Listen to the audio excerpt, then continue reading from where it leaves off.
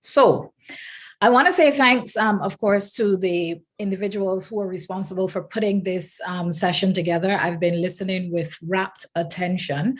My paper seeks to be both historical and present. One of the themes in the work that I do is history for me is not just a record of the past. History is very much what we look to inform our present and to help us to understand what the trajectories of the future can be. So the paper aims to be historical and present, all in the same frame. I want to say thanks to all of the presenters who have gone before, because an important part of what I want to do is to reflect on socialism as kind of like a child of the movement, or you know, a generation beyond those who would have fought actively and created this space in the Caribbean. I thought it was important to listen to all of the papers, kind of sort of some of the elders speak about their experience, to really make sure that I was being fair and that my paper felt like it was positioned the right way. I agree with Tennyson Joseph when he says that understanding socialism in the Caribbean is about trying to navigate between the optimist and the pessimistic with respect to evaluating what we have been able to do. And unfortunately, I think I'm coming down more on the side of the pessimistic today. The purpose of the paper, in addition to what I was talking about just now with the connection between the historical and the present, is really to call out the men of the Caribbean left in relation to their performance on the women's question and the treatment of their women and children in the Caribbean.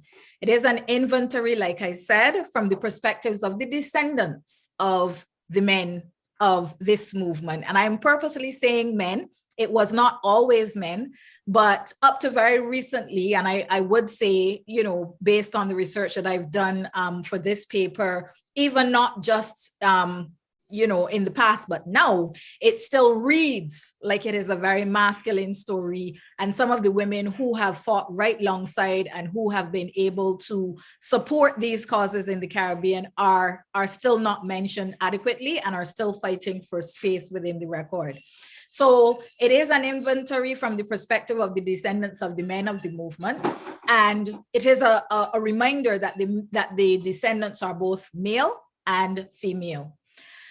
I want to also ensure that the question of women and children and the treatment of women and children is captured in the next wave of Caribbean socialism. So I should say at the outset that I am comfortable and reassured in the importance and the usefulness of Caribbean socialism as a theoretical space, as a political space, as a space for organizing. That said, it is not a perfect space, or it is not a space that embodies all of the questions that need to be asked. And I hope that this presentation helps us to recenter and to rethink about what the fullness, the full potential of Caribbean socialism can and should be. There is persistent abuse of women and children in the Caribbean. It is sexual, it is emotional, it is financial, it is physical. And there is a sustained view about the role and purpose and treatment of women based on the experience of the plantation. And that relic comes through in our experiences, whether we are socialist or not. Men are invested in the power and privilege afforded by plantation hierarchy. And although they have fought, you just heard the colleague talk about, you know, the workers' struggles and so on. And we know that a big part of Caribbean socialism has been about creating that anti-colonial and anti-racial space where people could thrive and work and live in conditions that were better. However, the very men who were most invested in creating that space were also invested in the power and control over women's bodies that the plantation afforded them.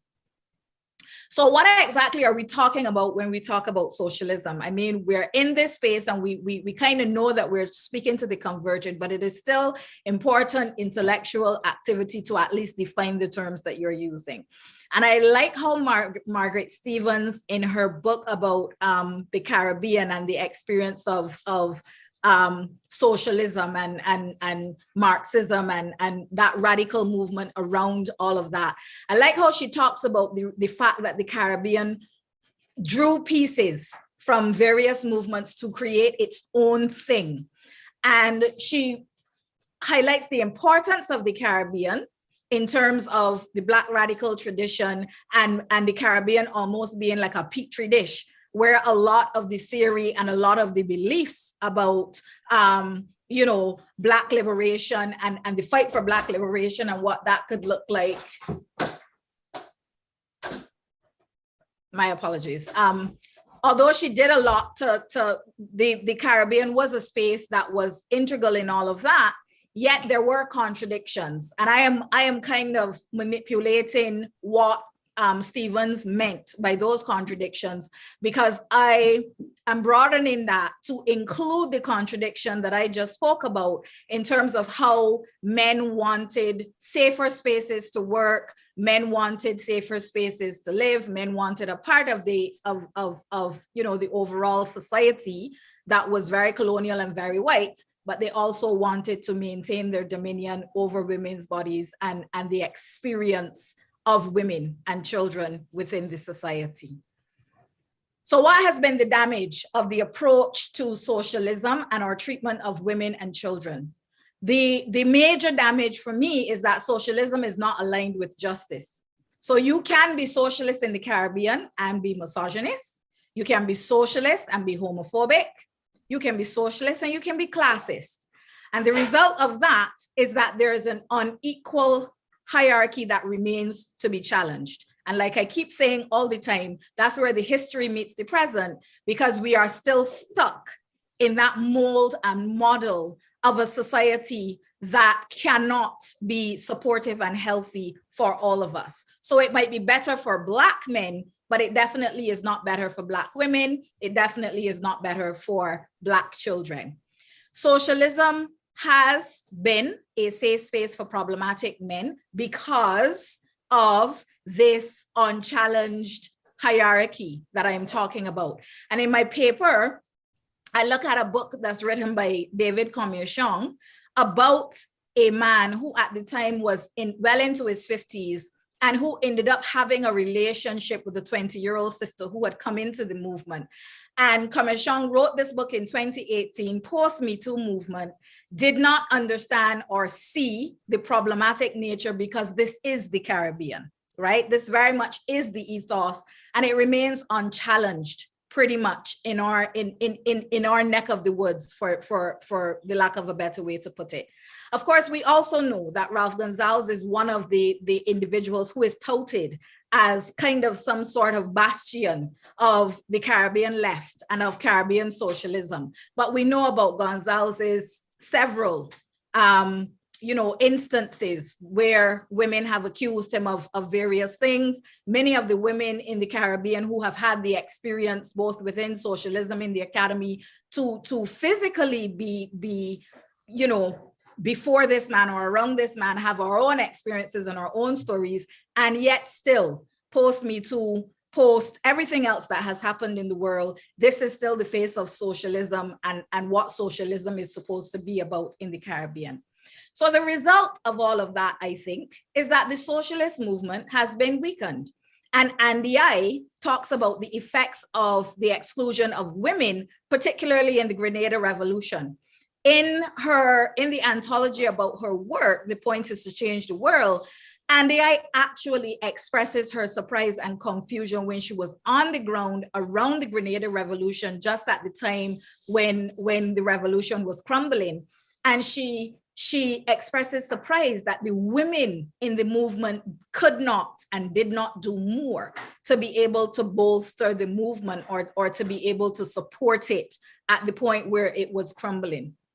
Now, what has happened is that there are many women in the Caribbean who are left oriented, right? But we have to make a decision whether we want to be left oriented in a space that is misogynist, homophobic, classist, or whether we are just going to fight for a more equal and just society inside a women's movement. And a lot of people in the Caribbean read that as the impact of feminism. A lot of people in the Caribbean read that as our confusion as women about being mixed up in wanting some kind of liberation outside and beyond our Black men, so on and so forth. And I think that in itself is offensive because it almost seems like we as women in the Caribbean cannot see and know and evaluate and understand what white feminism is all about. The fact that we are not, incorporated or welcomed in that space. The fact that our Black men are threatened by spaces like that and are threatened by societies such as were the colonial societies. I kind of sort of think I can understand all of that. And a lot of women in the Caribbean can understand all of that. But that doesn't necessarily mean that we are going to continue, as our foremothers did, to be a part of a movement that we also recognize is harmful to us. And by that, I'm talking about Caribbean socialism because of its refusal to reconcile its position about women and children in the Caribbean. Now, so we have had to kind of split our efforts. And for example, the women of the Caribbean have been able pretty much to successfully silence Gonzalez on the speech stage of the world, because we write and we say to individuals, this is who this individual is. We are not comfortable with this, and we can get the world to listen. But in the Caribbean, this man remains a colossus. So that dichotomy that we are living in as left-oriented socialist women, but also activist women, I think weakens the socialist movement and the potential of the socialist movement in the Caribbean. We have to seek refugee status outside of the Caribbean because of the persistent and the unaddressed issue of gender-based violence in the Caribbean. The group that I'm working with in Barbados is just starting the process of trying to understand how we can get refugee status for women in Barbados affected by domestic violence and intimate partner violence because of the refusal of the government of Barbados to pay attention to this issue, because of the refusal of the men on the left in Barbados to ally with us and to help to create safer spaces. So when we talk about socialism, I agree that we have created something that is important, something that is useful, but we have also created something that in itself has its own problems, which I think if we're going to move to the next stage, we have to be frank and talk about. So that leaves my final slide to be where to now. And this is as much my thought on where we should be moving to as much as it is a genuine, honest, open question. Where to now? The left in the Caribbean is floundering. It is floundering because of all of the things that Tennyson said. It is floundering because all of the other things that other people said.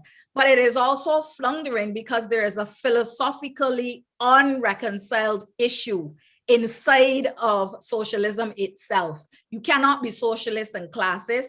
You cannot be socialist and misogynist. That is just what it comes down to. And I think that is what we have to understand. You cannot want a better society for you as a Black man, a Black worker, but go home and beat your wife. That is just where we are. And that is the reality of what the thing is. So socialism must deepen its program of social re-engineering to ensure that there is action behind the theory. Action stopped with the changing of the color of massa. And now it is about the dismantling of massa. And I believe that that is where we are. Thank you. And I'm open to questions when we get to that in that section of the